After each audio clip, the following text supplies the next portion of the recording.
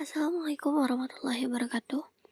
Baik, di sini saya akan membahas mengenai organ reproduksi wanita beserta fungsi-fungsinya. Di sini kita akan mengenal organ bagian luar dan organ bagian dalam. Posisi yang akan kita lihat adalah dampak depan, samping, kiri, dan bagian dalam. Oke, kita mulai dari dampak depan ya. Nah, di sini ada beberapa bagian dari dampak depan vagina. Yang pertama adalah mon pubis.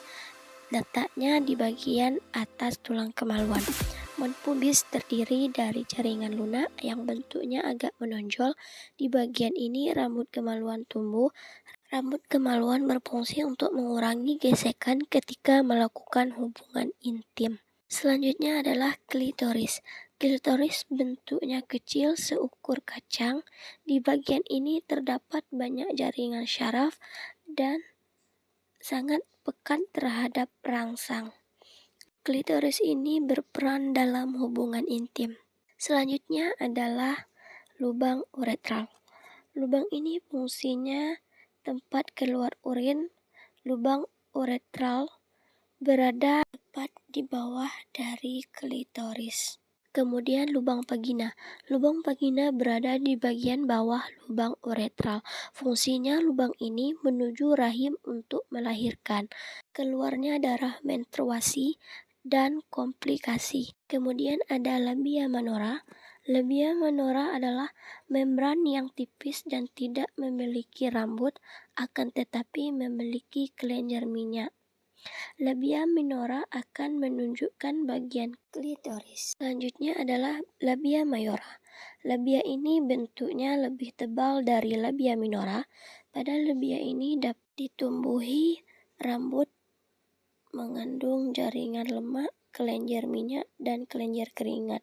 Oke, sekarang kita akan melihat reproduksi wanita dari samping sebelah kiri ya. Coba perhatikan baik-baik, apakah kalian sudah menemukan organ reproduksinya? Organ reproduksinya berada di bagian tengah. Di bagian ini terletak di antara kantong kecil dan usus besar bagian bawah.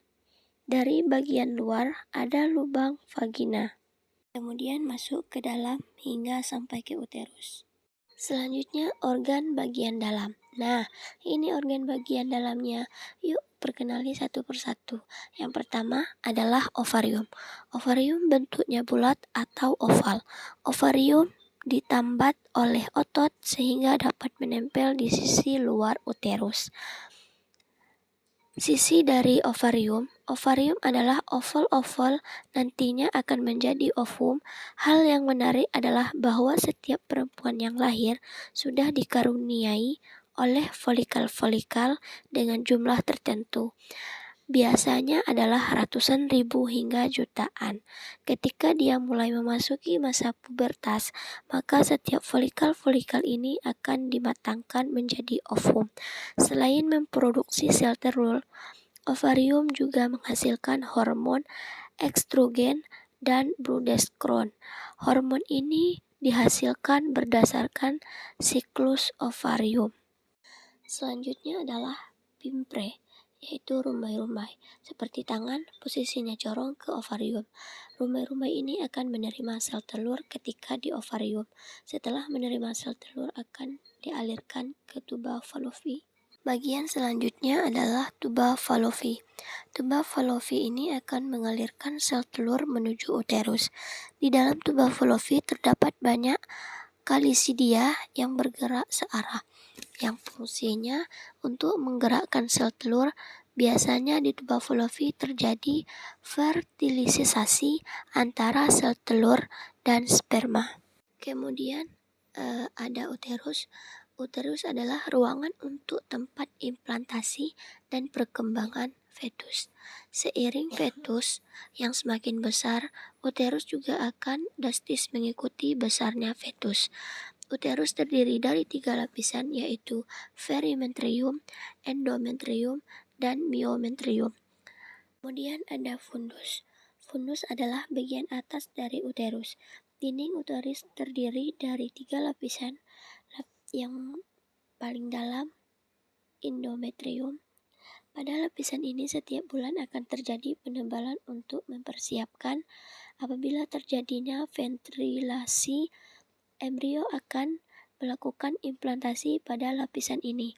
Jika tidak terjadi ventilisasi, maka penebalan dari lapisan ini akan rusak dan luruh, kemudian akan keluar sebagai darah menstruasi. Yang terakhir adalah vagina. Vagina adalah saluran yang menghubungkan antara organ reproduksi bagian luar ke organ reproduksi bagian dalam. Inilah saluran yang menjadi jalan ketika bayi lahir. Darah menstruasi keluar dari tempat komplikasi. Selanjutnya adalah reproduksi bagian panggul. Yang pertama adalah tulang ilium. Terdiri dari 2 buah, yakni kanan dan kiri. Fungsinya adalah menyokong berat badan dan postur tubuh sebagai untuk jongkat otot, tendon, dan ligmen, dan melindungi organ-organ bagian dalam. Yang selanjutnya adalah tulang sekrum. Tulang sekrum adalah berbentuk segitiga terbalik cekung atau perisai yang menghubungkan kedua tulang panggul dan juga tulang ekor. Sekrum merupakan tulang yang sangat kuat, tempat melekatnya ligmen dan otot yang menahan sebagai besar tekanan tubuh. Selanjutnya adalah tulang ekor. Tulang ekor adalah sebagai penunjang tubuh saat berada dalam posisi duduk. Ada satu hal yang menarik yang jarang diketahui dari jenis tulang ini, yakni tulang ekor tidak bisa hancur. Selanjutnya adalah tulang ischium. Tulang ischium merupakan tulang yang terletak pada bagian bawah ilium dan di samping pubis. Selain itu, tulang ini juga disebut dengan tulang duduk karena dapat menampung berat badan. Yang terakhir adalah tulang pubis. Tulang pubis adalah tulang yang berada di bagian bawah panggul tulang kelamin. Gabungan antara 2 tulang pubis dari 2 sisi panggul disebut simfisis pubis, yaitu sendi tulang yang berfungsi melindungi alat kelamin. Mungkin hanya itu dari saya. Wassalamualaikum warahmatullahi wabarakatuh.